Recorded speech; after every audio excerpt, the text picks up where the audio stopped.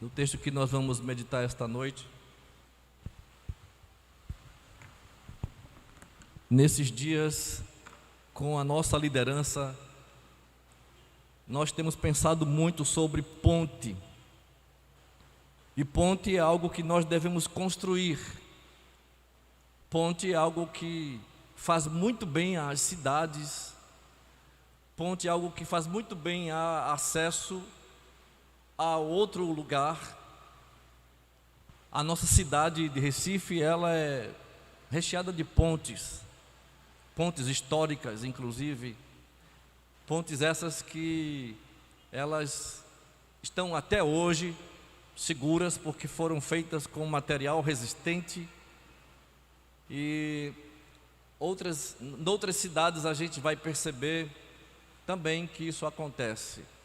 Já vi ponte cair, inclusive, quando as pontes eram de madeiras, nas comunidades carentes, especialmente onde eu fui criado, vi pontes caírem, vi pessoas acidentadas naquelas pontes de madeiras e vielas entre os becos, onde as casas eram de palafitas.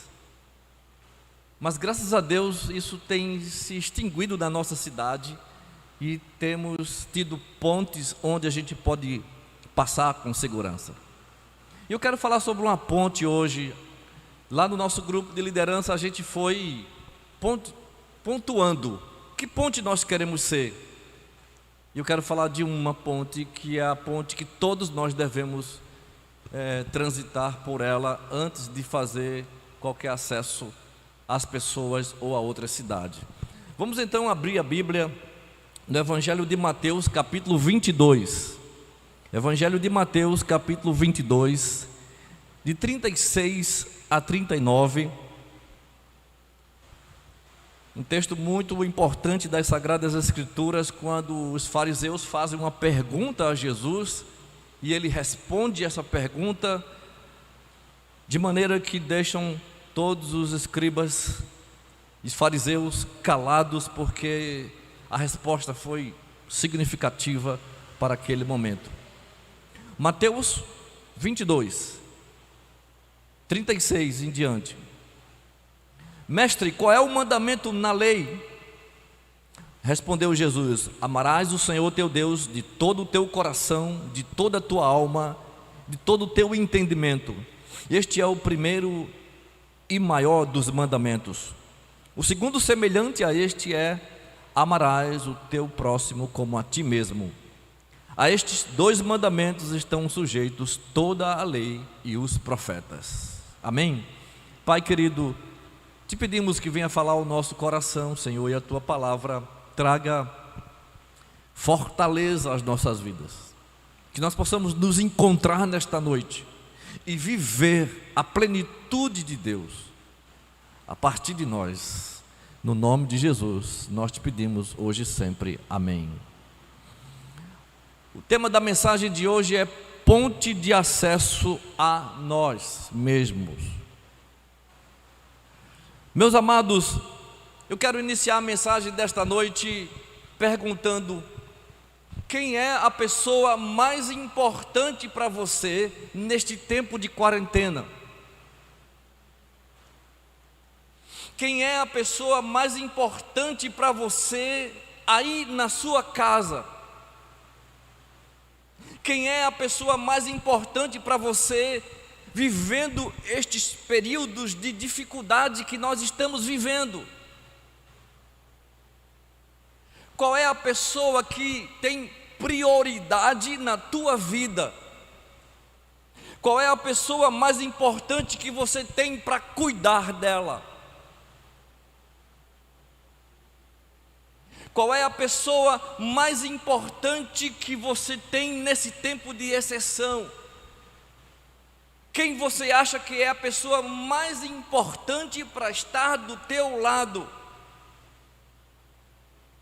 Quem é a pessoa mais importante que seja prioridade para atravessar esses momentos de complexidade na sua vida? Talvez você esteja dizendo: pastor, é Deus. A pessoa mais importante da minha vida é Deus. E está certo, a Bíblia diz que devemos amar a Deus acima de todas as coisas. Perfeito. Mas eu quero ainda insistir na pergunta: quem é a pessoa mais importante para você nestes dias? Quem é a pessoa mais importante para você neste tempo difícil? Quem é a pessoa mais importante para você quando você atravessa lutas, dificuldades, problemas, adversidades, situações adversas? Problemas estes que sozinho você não pode atravessar, problemas estes que sozinho você não pode suportar. Quem é essa pessoa? Quem sabe você esteja dizendo: ah, pastor, a pessoa mais importante para a minha vida é o meu próximo, é a pessoa que está comigo, é a pessoa que está ao meu lado, é a pessoa que está diante de mim. Alguém disse que a pessoa mais importante é aquela que está diante de nós. Também é verdade. É tanto verdade que nós devemos viver não para nós mesmos, mas viver para o outro. E a Bíblia diz que devemos dar a vida uns pelos outros. Amém? Mas eu quero ainda insistir na pergunta: quem é a pessoa mais importante que você tem para amar? Qual é a pessoa mais importante que você tem para cuidar? Qual é a pessoa mais importante que está diante de você? A quem você está prestando atenção? Essa pessoa sabe quem é? É você mesmo.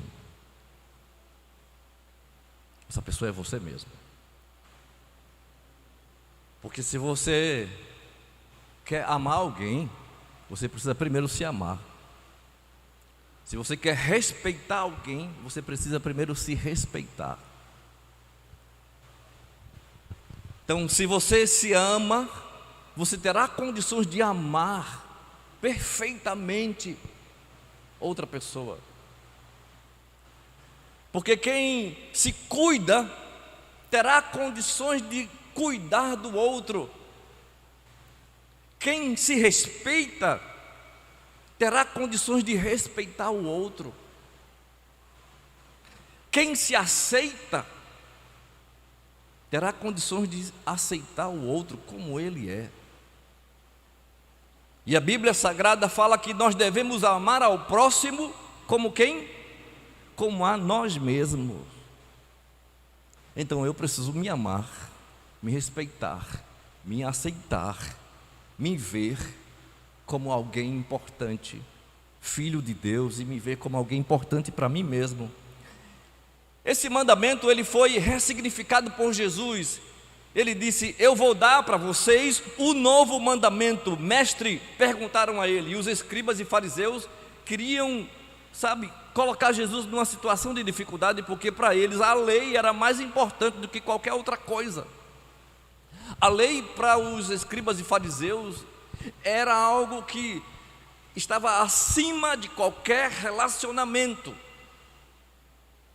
E aí Jesus vai responder: qual é o grande mandamento na lei? Jesus responde: amarás o Senhor teu Deus de todo o teu coração, de toda a tua alma e de todo o teu entendimento. Este é o primeiro e grande mandamento. E o segundo grande mandamento, semelhante a este, é: amarás ao Senhor teu Deus de todo o teu coração e ao próximo como a ti mesmo. Eis aí o grande mandamento. Jesus ressignifica o mandamento de amar ao próximo como a si mesmo. Ou como dizem os rabinos interpretam assim: ame o seu próximo porque ele é você. Ame o seu próximo porque o seu próximo é você. Porque amar o próximo é a gente se ver nele. O apóstolo Paulo fala que o marido deve amar a esposa como ama a si mesmo. Porque quem ama a esposa, ama a si mesmo. E essa é a ideia que nós temos de unidade. É a ideia de que nós estamos como amando alguém, amando o próximo, amando o outro, nós estamos amando a nós mesmos. Faz parte da compreensão do Evangelho que Jesus estabeleceu. E Ele estabeleceu uma outra ordem no amor. O amor que Deus tem por nós é o mesmo amor que nós devemos dar para o nosso próximo. Se Deus me ama, se Ele morreu por mim, se Ele me ama com um amor singular, um amor único, e eu fui aceito por este amor, por que é que eu não amo o próximo? Então eu não estou me amando. Amar a Deus sobre todas as coisas e ao próximo como a ti mesmo. Por isso quero falar hoje à noite que erguer pontes é muito importante. Erguer pontes de acesso às pessoas é muito importante. Nós precisamos construir pontes de acesso, porém eu preciso construir uma ponte de acesso para mim mesmo. Eu preciso ter acesso a mim mesmo, eu me conhecer. Porque como você pode se aproximar de Deus estando distante de você mesmo? Como você pode se aproximar de Deus estando distante de você mesmo? Não tem como. Perguntou Agostinho em Confissões. Quase todos os problemas que nós temos na vida espiritual têm origem na falta de autoconhecimento. Quase todos, a grande maioria dos problemas espirituais que nós temos em nossas vidas tem origem na falta de conhecimento de nós mesmos, afirmou Teresa de Ávila em O Caminho da Perfeição. A sabedoria verdadeira, meus irmãos, e substancial consiste quase inteiramente em duas coisas: conhecer a Deus e conhecer a nós mesmos.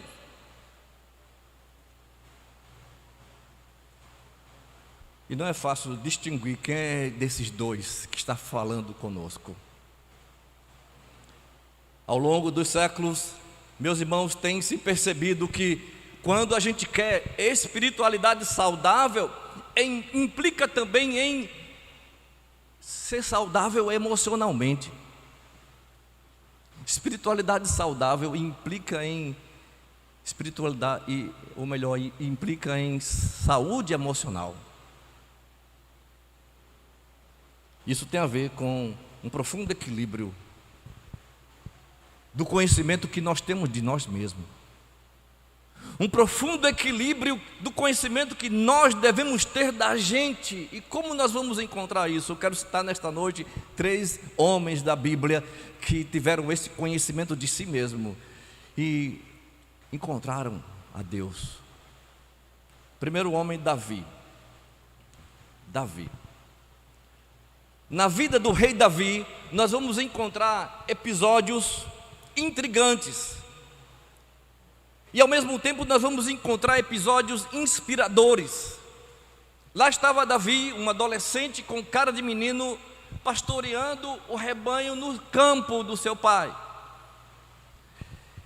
E aquele menino foi escolhido para ser rei de Israel. E quando chegou na sua casa, o profeta mandou passar todos os filhos. E ele disse: não, falta um. Qual? Não, ele está lá no campo, é um menino. Vai buscar ele. Enquanto ele não chegar, ninguém senta na mesa para comer. E quando Davi chega, isso é este rei de Israel. E ungiu aquele menino, e ele foi ungido para ser rei de Israel. Davi era alguém que tinha um coração diante de Deus, adorador, mas era astuto, era sensível, era impulsivo, era cheio de problemas da família. Todos nós conhecemos os problemas da família de Davi. E um dia ele fez essa pergunta, quando estava num grande abatimento, num grande sufoco, num momento de muita dificuldade: por que estás abatida, ó minha alma, e por que te perturbas dentro de mim? Espera em Deus, pois ainda o louvarei. E eu fiquei pensando, quem é o salmista que está perguntando para ele mesmo? O que estava perguntando para ele mesmo? Era Davi ou era o seu homem interior?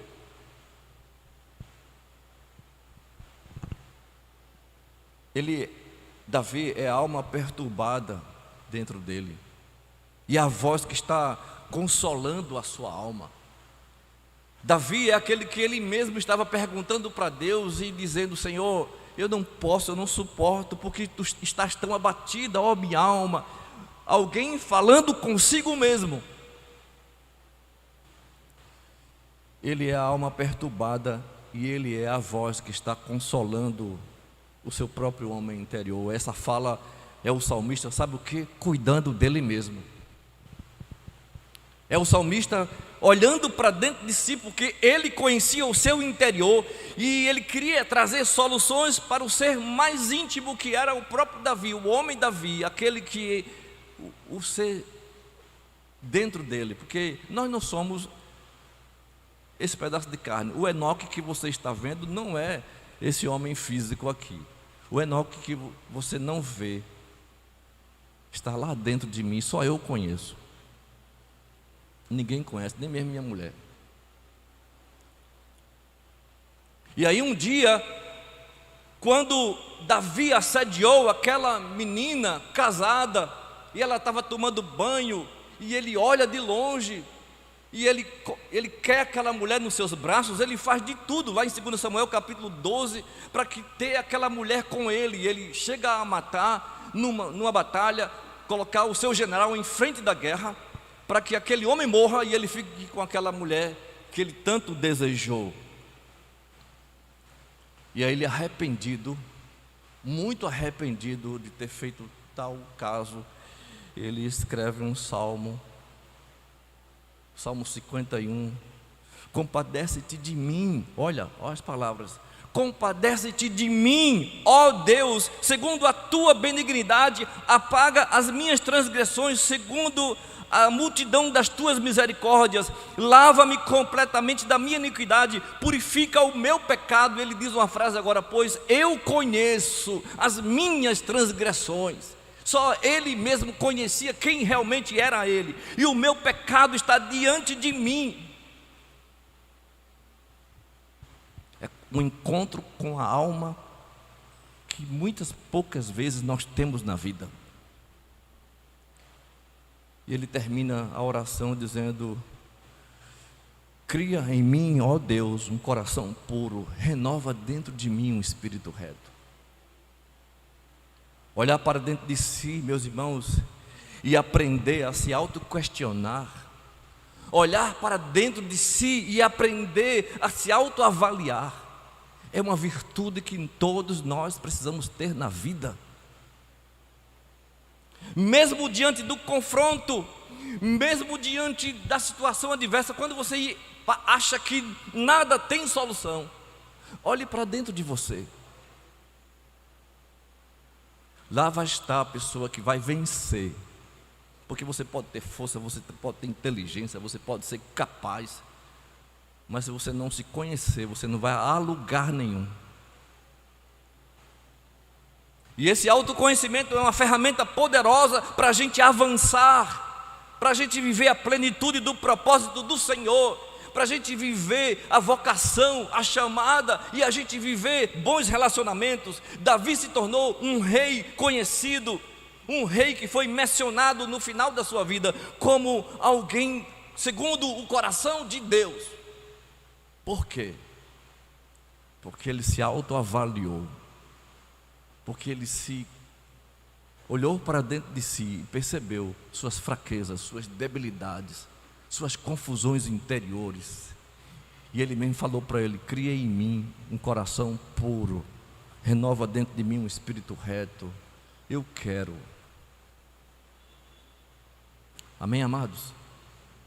Em segundo lugar, a gente vai ver um homem que tinha um autoconhecimento também de si, o apóstolo Paulo. Quando a gente abre as cartas de Paulo, as 13 cartas que ele escreve no Novo Testamento, percebemos que Paulo tinha uma equilibrada percepção de si mesmo. Ele tinha conhecimento da sua humanidade. E certa vez, tendo esse conhecimento, em Romanos 7, 21 a 24, ele faz um clamor tão profundo da sua alma. Ele diz: acho que esta lei que está em mim, que mesmo eu querendo fazer o bem, eu não consigo, porque segundo o meu homem interior, eu tenho prazer na lei de Deus. Segundo o meu homem interior, eu tenho prazer em te buscar, Senhor, mas vejo também dentro dos meus membros outra lei, guerreando contra o meu entendimento e me levando cativo à lei do pecado que está nos meus membros. Imagina uma guerra dentro da gente, porque as guerras são grandes, a gente está enfrentando uma neste momento, mas a pior guerra que a gente enfrenta é essa de dentro, é a guerra interior. Quanta gente fracassada na vida porque não consegue se vencer a si mesmo. E ele continua dizendo: esse membro que está dentro de mim guerreia contra mim. Miserável homem que sou, quem me livrará do corpo desta morte? Quem? Ele tinha consciência de suas limitações, consciência dos seus fracassos, consciência das suas mazelas. E ele disse também em 1 Timóteo capítulo 1, versículo 15: Cristo veio ao mundo para salvar os homens, dos quais eu sou o principal. Imagine isso. Ele era líder, claro. Alguns anos atrás eu disse aqui: olha, está vendo os pecados de todo mundo aqui, se juntar o de vocês, não dá fichinha no meu. Minha mulher disse: não diga isso não. Não diga isso não, diga porque você não me conhece. Você nem sabe os pensamentos que povoa essa cabeça aqui. Se você soubesse. Misericórdia. O apóstolo Paulo sabia da sua fraqueza e dependência de Deus, sabia da sua fragilidade e sabia que ele era completamente dependente do Senhor. E ele certa vez perguntou em 2 Coríntios 2,10: e a quem perdoardes alguma coisa, também eu, pois o que eu também perdoei, se é que alguma coisa tenho perdoado por causa de vós, o fiz na presença de Cristo, para que Satanás não leve vantagem sobre vós. Porque a falta de perdão, meus amados, a falta de perdão mantém uma enorme distância entre nós e a nossa pessoa. Sabe quem leva vantagem nisso? Satanás. A falta de perdão mantém essa distância entre nós e nós mesmos, e entre nós e as outras pessoas. Satanás leva vantagem nisso, porque ele vai destruindo o homem interior, vai destruindo, vai corrompendo, vai digerindo a nossa alma. E Paulo era um homem que entendia isso. E ele era humilde para entender isso. Chega ao ponto de se exaltar, chega o momento de se exaltar. Em 2 Coríntios 11, 7, será que eu cometi algum pecado pelo fato de viver humilde, humilhando-me a mim mesmo para que vocês fossem exaltados? E certa vez, quando o seu espírito queria mesmo se exaltar, e diz lá em 2 Coríntios 12, 7, e para que não me exaltasse pela excelência das revelações que me foi dada, Deus me deu um espinho na carne, a saber, um mensageiro de Satanás para me esbofetear, a fim de que eu não me exaltasse. Bendito o espinho na carne. E Paulo conhecia a si mesmo, conhecia tanto a si mesmo, que ele, lembrando agora do sermão que eu preguei no início da pandemia, quando a gente retornou, sobre ter equilíbrio. saber viver com o bom e com o ruim, com muito ou com pouco. Aprendi a viver contente. Ele disse isso em Filipenses capítulo 4, versículos de 11 a 13. Aprendi a viver contente em toda e qualquer circunstância. Sei passar falta, sei passar em abundância. Em todas as coisas estou experimentado, tanto em fartura como em passar fome, tanto em abundância como em padecer necessidade. E ao final ele disse: posso todas as coisas naquele que me fortalece. E quando ele disse posso todas as coisas, ele estava olhando para ele, mas esse poder não era dele mesmo, porque ele era fraco, porque ele era passivo de passar por pecado. Mas quando ele disse posso todas as coisas, ele disse posso naquele que ele me fortalece. Mas além de todas essas coisas, ele tinha um sentimento da missão cumprida, porque ao final da sua vida, repassando a Timóteo o ministério, ele diz: combati o bom combate, acabei a carreira, guardei a fé. Desde agora a coroa da justiça minha está guardada, a qual o Senhor justo juiz me dará naquele dia, não somente a mim, mas todos quantos amarem a sua vinda. Paulo conhecia a si mesmo, conhecia também a quem ele servia, conhecia as pessoas. Mas para conhecer as pessoas, ele conhecia a si mesmo. Meus amados, meus queridos irmãos em Cristo, como nós precisamos conhecer a gente mesmo. Porque tem gente que não se conhece. Quando vê, já fez bobagens, já fez besteiras, precisa refazer, e nem sempre é fácil refazer. Mas quando você conhece você mesmo, você se mantém em equilíbrio, porque você sabe que não pode. Sabe, este é o sentido da vida. Este é o verdadeiro sentido da vida.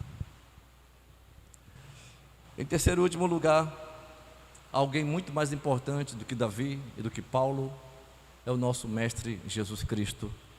E lemos nos evangelhos como Jesus tinha plena conexão entre o seu universo interior e canalizando os seus pensamentos e emoções com liberdade diante do seu Pai.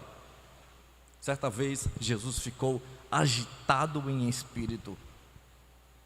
João 11:33 diz: quando viu chorar e chorarem também os judeus que vinham, comoveu-se em espírito, perturbou-se. Isso foi quando seu amigo Lázaro morreu e ele teve que ir lá e ressuscitar Lázaro. Mas antes de ressuscitar, Jesus chorou. Jesus chorou?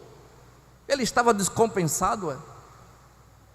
Ele era Deus, mas ele era humano, ele conhecia a sua humanidade. Jesus chorou em várias ocasiões e ele não estava descompensado porque chorava. Ele sabia quem era ele mesmo. Jesus chorou quando chegou diante de Jerusalém, quando chegou perto, viu a cidade, chorou sobre ela, dizendo: se conhecesses ao menos neste dia o que te pode trazer a paz, mas agora isto está encoberto aos teus olhos. Jerusalém, Jerusalém, que matas os profetas. E ele chorou, porque ele conhecia que era homem, que era humano. Já viu Deus chorar? Deuses não choram. Mas Jesus conhecia a si mesmo. E ele não só chorou, ele admirou-se. Mateus 8, 9 a 10. O centurião, porém, replicou-lhe: não sou digno de que entres na porta debaixo do meu telhado, mas somente diz uma palavra e o meu criado vai ficar sarado. Pois também eu sou homem sujeito à autoridade. Eu tenho um soldado à minha disposição que diga: vai, e ele vai, vem, e ele vem. Faz isto. E Jesus, ouvindo aquelas palavras, admirou-se e disse que não tinha até então encontrado um homem com tanta fé em Israel. Jesus indignou-se quando os discípulos estavam impedindo crianças de chegarem-se a ele. Em Marcos 10, 14, muitas crianças vindo a Jesus, os discípulos impedindo de vê-las, e ele disse: vinde a mim todas as crianças, porque dos tais é o reino dos céus. E ele ficou indignado porque os seus discípulos estavam impedindo aquelas crianças de virem até ele. Jesus enfureceu-se quando chegou no templo. Estava próximo à Páscoa, Jesus subiu a Jerusalém, e quando ele chega no templo, estavam lá os vendilhões do templo, os vendedores, tinham bois, ovelhas, pombas, cambistas, todos sentados, vendendo, e ele, indignado, pega um chicote: tirai daqui estas coisas, não façam da casa do meu pai casa de negócio. E Jesus também teve compaixão pelos necessitados. Ele, movido de compaixão, curou a vista dos cegos. Movido de compaixão, restaurou a saúde de muita gente. Jesus, movido de compaixão, deu pão a quem tinha fome. Jesus, movido de compaixão, restaurou famílias, restaurou casamentos, restaurou pessoas, restaurou vidas inteiras, famílias inteiras. Ao final, também como humano que era, conhecia a sua carência de amigos, Jesus demonstrou essa necessidade da companhia dos seus amigos. Ele disse: eu tenho desejado ardentemente comer convosco essa Páscoa. Por isso vos digo que não comereis até que dela se cumpra o reino de Deus. Então, havendo recebido o cálice, tendo dado graças, disse: tomai dele todos, porque vos digo, este é o meu corpo. E tomando o pão, havendo dado graças, partiu, dizendo: isto é o meu corpo que é dado por vós, fazei isto em memória de mim. Semelhantemente também, depois de haver ceado, tomou o cálice, dizendo: este cálice é a nova aliança no meu sangue, e esse sangue é derramado por vós. Estava na presença dos seus amigos. Por quê? Porque Jesus conhecia perfeitamente a si mesmo. Jesus conhecia perfeitamente o seu homem interior. Na linguagem moderna, podemos afirmar que Jesus, ele era emocionalmente inteligente. Ele era espiritualmente maduro. Eu quero concluir dizendo que há lições extremamente importantes quando a gente olha para esses três personagens, quando a gente olha para o nosso Mestre Jesus. E olhando para eles, a gente precisa, antes de construir qualquer ponte de acesso a outras pessoas, eu preciso construir uma ponte de acesso para mim mesmo. Eu preciso me conhecer. E assim como Davi, assim como Paulo e assim como Jesus, eles nos trazem desafios para nossas vidas hoje à noite. Trazem também conselhos estes que são de estabilidade, conselhos esses que são de serenidade, conselhos esses que são de controle das situações. Eles tinham uma constante busca de consciência de si mesmo. Eu pergunto então, como é que você fala a respeito de você mesmo? Ou melhor, quando foi que você falou com você mesmo?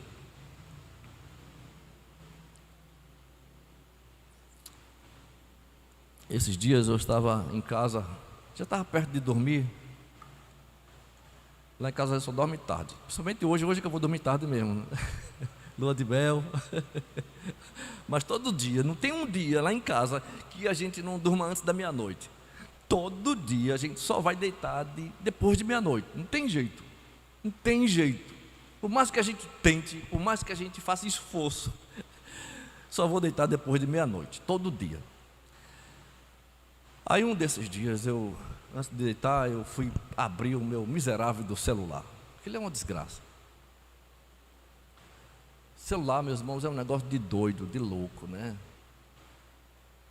Especialmente nessa pandemia. A gente acumulou tudo no celular. As lives são feitas através dele. Você assiste através dele. Você dá aula através dele. Você tem aula nele. Você fast food, você pede nele. Você, para olhar a hora, ninguém mais usa relógio de pulso, olha nele. Você tem mensagens do WhatsApp, você tem mensagem de e-mails, você tem mensagem no Instagram, enfim, um negócio, uma pilha de informações. E aí fui olhar uma das minhas informações no WhatsApp. Para quê? Era quase meia-noite. Eu fui olhar o WhatsApp, cara. Aí tinha lá uma informação que não me deixou dormir. E eu fui deitar, e aquele pensamento remoía, e foi dando 1 hora, foi dando 2 horas. De repente eu ouvi uma voz, não sei se foi Deus ou se foi eu mesmo, falando comigo mesmo, dizendo: Enoque, você precisa descansar.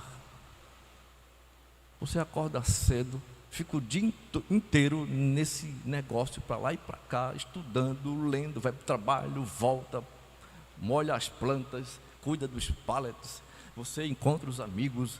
E essa hora, Enoque, vai dormir.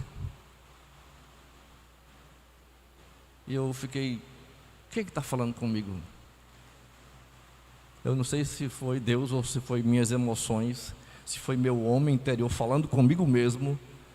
Eu sei que demorou bastante para eu dormir, mas lá para as 3 da manhã eu consegui. Por que eu estou perguntando isso, meus irmãos? Porque muitas vezes a gente não consegue ter estabilidade no nosso homem interior. Muitas vezes nós não conseguimos falar com a gente mesmo. Eu quero perguntar então, como é que você se descreve? Como é que você se enxerga? Quem é a pessoa que está aí com você, que você não consegue falar com ela? Há uma confusão muito grande no seu interior, e você não consegue ter estabilidade, conexão entre essa pessoa que é você mesmo. Por isso tantas fugas, por isso tantas discordâncias, tantos altos e baixos, porque a gente não consegue ver que o nosso homem interior, ele quer sossego, mas nós ficamos brigando com ele, dizendo: não é assim, rapaz, calma. Quem é a pessoa que está aí com você? Quando você diz que está sozinho, você está com quem? Sabe, nós estamos conosco mesmo. Assim como Davi, Paulo e Jesus, nós somos desafiados a conhecer profundamente, entender melhor aquilo que faz parte da nossa vida, entender melhor, profundamente, quem nós estamos lidando conosco mesmo. E o Espírito Santo nos ajuda nessa luta para crescermos, para amadurecermos na fé cristã. Por isso, e a minha ponte que eu escrevi lá na liderança foi: eu quero ser ponte condutora. Mas para eu ser ponte condutora, eu preciso me encontrar. Qual foi a sua ponte? Faça primeiro a sua. Crie essa conexão com você mesmo. Porque o texto que nós lemos é muito claro, meus amados, com relação a isto. Mestre, qual é o grande mandamento na lei? Jesus disse: amarás o Senhor teu Deus de todo o teu coração, de toda a tua alma e de toda a tua inteligência. Este é o primeiro e maior mandamento. O segundo, semelhante a este, é: amarás ao teu próximo como a ti mesmo. E eu preciso me amar primeiro. Não estou dizendo para você ser egoísta, não estou dizendo para você ser alguém que tenha: eu me amo, cara, olha aí. Não é isso. Não estou dizendo para você ser narcisista, egoísta, presunçoso. Estou dizendo para você olhar para você mesmo, ver suas fragilidades, ver suas impotências e dizer: eu preciso cuidar de mim mesmo.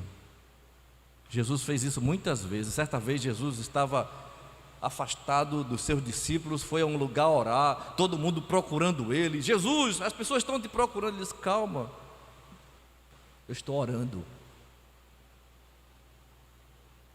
É como se ele dissesse: eu estou cuidando de mim mesmo para poder cuidar de vocês. Quantas vezes a gente faz isso durante toda a nossa vida?